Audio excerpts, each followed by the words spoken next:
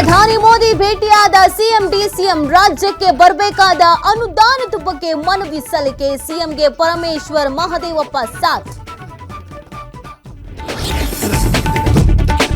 ಹಾಸನದಲ್ಲಿ ಅನುಮಾನಾಸ್ಪದವಾಗಿ ಯುವಕ ಸಾವು, ಬೇಕರಿ ಮಾಲೀಕನೇ ಕೊಲೆ ಮಾಡಿರೋ ಆರೋಪಿಯನ್ನ ಬಂಧಿಸುವಂತೆ ಸಂಬಂಧಿಕರ ಪ್ರತಿಭಟನೆ.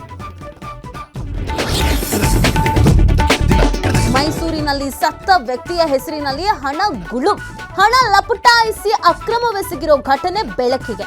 ನಂಜನಗೂಡು ತಹಶೀಲ್ದಾರ್ ವಿರುದ್ಧ ಆರೋಪ.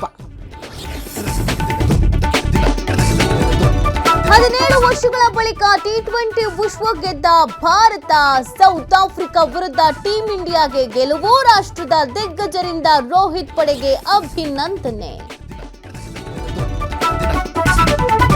ಟಿ20 ಕ್ರಿಕೆಟ್ಗೆ ರೋಹಿತ್ ಕೊಹ್ಲಿ ರಿಟೈರ್ಮೆಂಟ್, ಮುಂದಿನ ಪೀಳಿಗೆಗೆ ಅವಕಾಶ ಸಿಗಲಿ. ಗೆಲುವಿನೊಂದಿಗೆ ವಿದಾಯ ಘೋಷಿಸಿದ ದಿಗ್ಗಜರು.